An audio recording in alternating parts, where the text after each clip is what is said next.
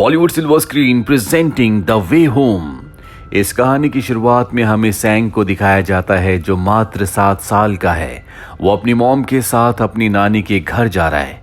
दरअसल उसकी मॉम की जॉब छूट चुकी है और अब वो सिटी में नहीं रह सकती और सैंग को अपनी नानी का घर पसंद नहीं है क्योंकि वो एक गांव है। जल्दी सैंग अपनी मॉम के साथ अपनी नानी के घर पहुंच जाता है। सैंग यहाँ नहीं जाना चाहता, इसीलिए वो वापस जाने की जिद करता है।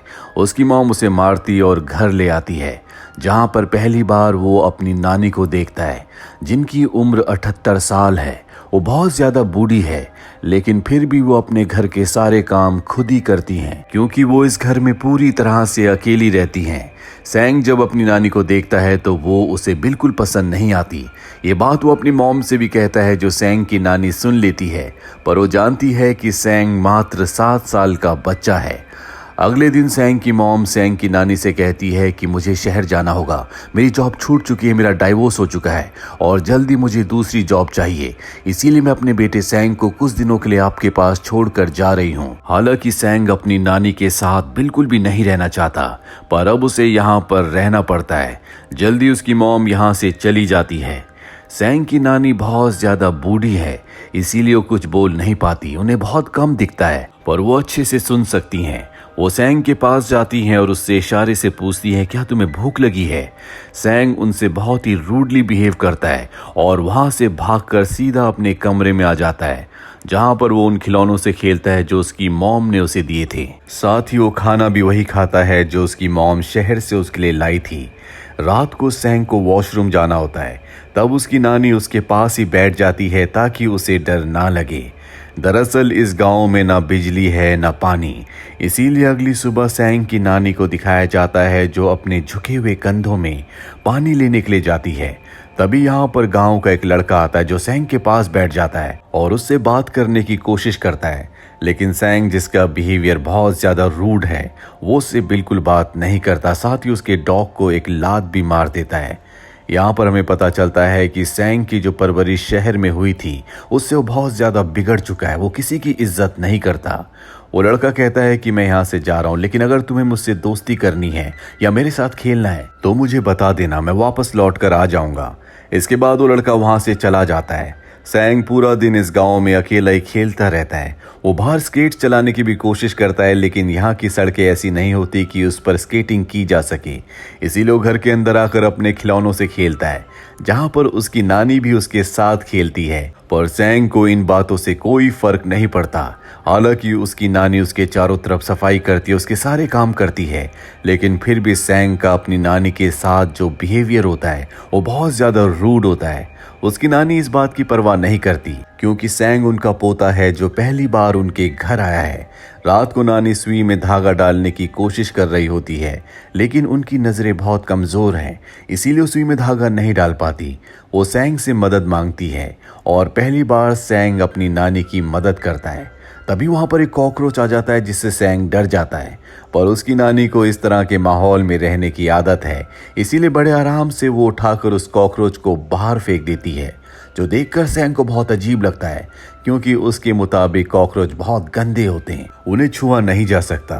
अगले दिन दिखाया जाता है जहां पर सैंग की जो छोटी गेम होती है उसकी बैटरी खत्म हो जाती है और अब उसे नई बैटरी के लिए पैसे चाहिए। वो पूरे घर में ढूंढता है लेकिन उसे एक भी पैसा नहीं मिलता क्योंकि उसकी नानी बहुत गरीब है, उनके पास पैसे नहीं है। इस बात से सैंग को गुस्सा आता है और वो उनके उस पॉट को तोड़ देता है जो उसकी नानी ने कई सालों से संभाल कर रखा था। साथ ही वो अपनी नानी के जूते भी फेंक देता है जिस वजह से उन्हें बहुत तकलीफ होती है और पहाड़ के पथरीले रास्ते में उन्हें बिना जूतों के ही पानी लेने जाना पड़ता है। यहाँ पर सैंग को किसी भी कीमत पर बैटरीज चाहिए, इसीलिए जब उसकी नानी सो रही होती है तो वो उनकी चांदी की हेयर पिन निकाल कर बाजार चला जाता है जहाँ वो उस चांदी की पिन के बदले बैटरीज खरीदने की कोशिश करता है, लेकिन उसकी किस्मत उसका साथ नहीं देती। इस गांव में इस तरह की बैटरीज नहीं मिलती और अब जब सैंग वापस आ रहा होता है तो वो नानी के घर का रास्ता भूल जाता है। हालांकि वो कई लोगों से पूछता भी है लेकिन उसे नानी के घर का रास्ता नहीं मिलता। वही नानी जब उठती है तो देखती है कि उनकी चांदी की हेयर पिन गायब है।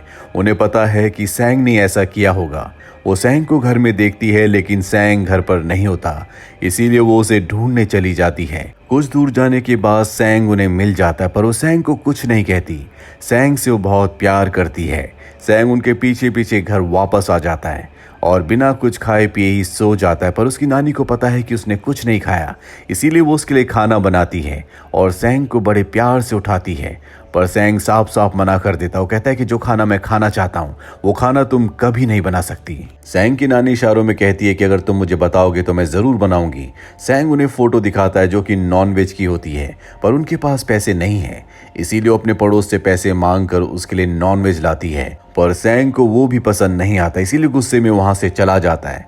पर वो बहुत ज्यादा भूखा है, इसीलिए कुछ देर बाद वो वापस आकर उसी को खा लेता है। हालांकि सैंग को अपनी नानी के साथ रहते हुए अब कुछ दिन बीत चुके हैं, लेकिन फिर भी उसके दिल में अपनी नानी के लिए कोई प्यार नहीं होता।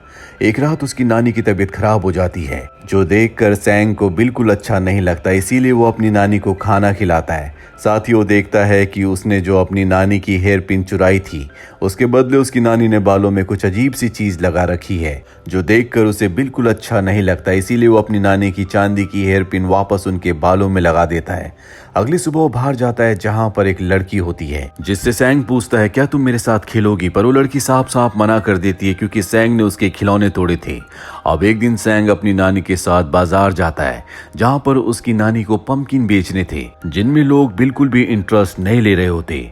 सैंग जब मार्केट में घूम रहा होता है तभी उसे एक पेयर शूज दिखते हैं जो उसे बहुत पसंद आते हैं, पर उसके पास इन्हें खरीदने के लिए पैसे नहीं है।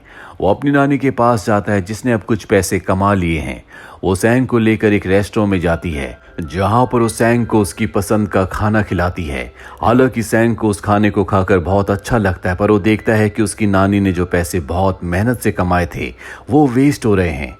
नानी के साथ जब वो बाहर जाता है तो उसे एक दुकान दिख जाती है जिसमें उसकी गेम की बैटरीज होती है, पर वो अपनी नानी से बैटरीज खरीदने के लिए नहीं कहता। अब ये दोनों बस स्टॉप पर आ जाते हैं और जब सैंग बस के अंदर जाता है तो वहां पर वही लड़की होती है जो उसी के गांव में रहती है, जिसके साथ उसने खेलने के लिए कहा था और उस लड़की ने मना कर दिया था। सैंग इस लड़की को पसंद करता है और उसकी नानी जब बस में चढ़ने वाली होती है तो वो उन्हें मना कर देता है।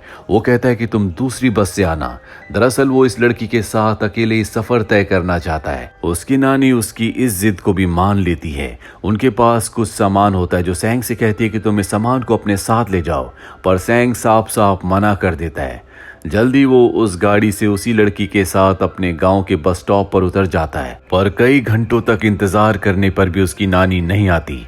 पर शाम की जो आखिरी बस होती है उसकी नानी उससे वापस आ जाती है। इसका मतलब ये है कि उसकी नानी को उसकी वजह से कई घंटों तक वहां पर इंतजार करना पड़ा। सैंग को कहीं ना कहीं इस बात का एहसास है, इसीलिए उसकी नानी के पास जो सामान होता है वो उनसे उस सामान को ले लेता है और अपनी नानी के साथ घर आ जाता है। अगली सुबह वो बस वाली लड़की से मिलने के लिए एक बार फिर से बाहर जाता है, जहां पर वो देखता है कि वो लड़की उसी लड़के से जो उससे दोस्ती करने आया था, जिसके डॉग को उसने लात मारी थी, उसके साथ घूम रही है। सैंग उस लड़की को बहुत पसंद करता है, इसीलिए सैंग को उन दोनों को साथ देखकर बहुत गुस्सा आता है और जब वो लड़का जा रहा होता है तो वो उसे झूठ बोल देता है कि तुम्हारे पीछे बुल आ रहा है। दरअसल इस गाँव में एक बुल है जो किसी को भी मार देता है। वो लड़का डर जाता है और भागने लगता है, पर सच तो ये होता है कि वो बुल सैंग की तरफ आ रहा होता है। सैंग जब भागता है तो उसका एक खिलौना भी टूट जाता है, जिससे सैंग को बहुत दुख होता है। अब रात को सैंग जब घर पर होता है तो उसे वॉशरूम जाना होता है, जो कि घर के बाहर जाना पड़ता है, इसीलिए वो अपनी नानी को अपने साथ चलने को कहता है। बाहर का मौसम खराब होता है, इसीलिए उसकी नानी अंदर आ जाती है, पर सैंग कहता है कि आपको यहीं पर रुकना होगा। उस खराब मौसम में भी उसकी नानी उसके पास बैठी रहती है। अब अगली सुबह जब सैंग बाहर जाता है तो उसे वही लड़की दिखती है। वो लड़की कहती है कि आओ हम साथ में मिलकर खेलते हैं। सैंग को ये सुनकर बहुत अच्छा लगता है, लेकिन उसे घर जाना होता है, इसीलिए वो कहता है कि हम कल खेलेंगे। सैंग उस लड़की के ऐसा कहने से बहुत खुश होता है क्योंकि वो उसे पसंद करता है। अगली सुबह उस लड़की से मिलने जाने से पहले वो अपनी नानी से कहता है कि आप मेरा हेयर कट कर दो। उसकी नानी उसका हेयर कट कर देती है, जो उसे बिल्कुल पसंद नहीं आता। वो कहता है कि आपने मेरा पूरा हेयर कट बिगाड़ दिया, अब मुझे अपने सर पर कोई कपड़ा बांध कर जाना होगा। वो अपनी नानी का स्कार्फ ले लेता है और उस लड़की का फेवरेट टेडी बेयर लेकर वो उससे मिलने के लिए निकल पड़ता है, लेकिन वो ढलान के रास्ते में गिर जाता है, जिससे उसके दोनों नीज में चोट आ जाती है। उसे चलने में बहुत तकलीफ हो रही होती है और तभी उसके पीछे वही बुल आ जाता है जो सबको मारता है। लेकिन वही लड़का जिसके साथ उसने बुल का झूठा मजाक किया था, जो उसके साथ खेलना भी चाहता था, वो उसकी उस बुल से जान बचाता है। यहाँ पर उसे एहसास होता है कि उसका जो बिहेवियर था आज तक सबके साथ बहुत गलत था, इसीलिए वो उस लड़के से माफ़ी मांगता है। वो लड़का भी उसे माफ़ कर देता है। इसके बाद वो धीरे धीरे अपने घर की तरफ आने लगता है। तभी उसे एहसास होता है कि उसकी जेब में कुछ है, और जब वो जेब में पीछे चेक करता है तो उसकी गेम के साथ पैसे भी होते हैं जो उसकी नानी ने रखे थे। ये देखकर उसकी आंखों में आंसू आ जाते हैं। उसे एहसास होता है कि उसकी नानी उससे कितना प्यार करती है। जब वो घर के पास आता है तो उसकी नानी उसे देख लेती है। वो देखती है कि उसकी दोनों नीज में चोट लगी है, जिससे उन्हें बहुत चिंता होती है। वो सैंग को लेटर दिखाती है जो कि उसकी मॉम का होता है, और कहती है कि तुम्हारी मॉम जल्दी तुम्हें लेने वापस आने वाली है। यह सुनकर सैंग को बहुत दुख होता है, क्योंकि वो अपनी नानी से अब बहुत प्यार करता है। रात को वो अपनी नानी को लिखना भी सिखाता है और कहता है कि अगर आपको लिखना आ गया तो जब भी आपको मेरी ज़रूरत होगी तो आप मुझे लेटर लिख सकती हो। अगर आपको लिखना नहीं आया तो आप मुझे सिर्फ एक ब्लैंक लेटर भेज देना, जिससे मैं समझ जाऊंगा कि आपको मेरी ज़रूरत है। अब वो अपनी नानी के साथ जितने भी दिन यहाँ पर उसके रह गए हैं वो बहुत अच्छे से बिताता है। साथ ही वो बहुत सारी सुइयों में धागे भी डाल देता है ताकि उसकी नानी को सुई में धागा डालने में कोई तकलीफ ना हो। जल्दी उसकी मॉम उसे लेने आ जाती है, और जब वो अपनी मॉम और नानी के साथ बस स्टॉप पर खड़ा होता है तो वो अपनी नानी की तरफ नहीं देखता, क्योंकि वो उन्हें गुड बाय नहीं कहना चाहता। दरअसल वो उनके साथ ही रहना चाहता है, पर अब उसे अपनी मॉम के साथ जाना होगा। जाने से पहले वो अपनी नानी को एक लेटर देता है और बस में बैठ जाता है। उसकी नानी उससे इशारों में बात करने की कोशिश करती है, लेकिन वो कोई जवाब नहीं देता। और जब बस चलने लगती है तो पीछे वाली विंडो से अपनी नानी को बाय कहता है। बाय करते हुए उसकी आंखों में आंसू होते हैं। वो जानता है कि उसकी नानी उससे बहुत प्यार करती है, और अब वो भी अपनी नानी से बहुत प्यार करता है। इसके बाद उसकी नानी अपनी पुरानी जिंदगी में लौट जाती है, जहां उनके पास संघर्ष के अलावा कुछ भी नहीं है।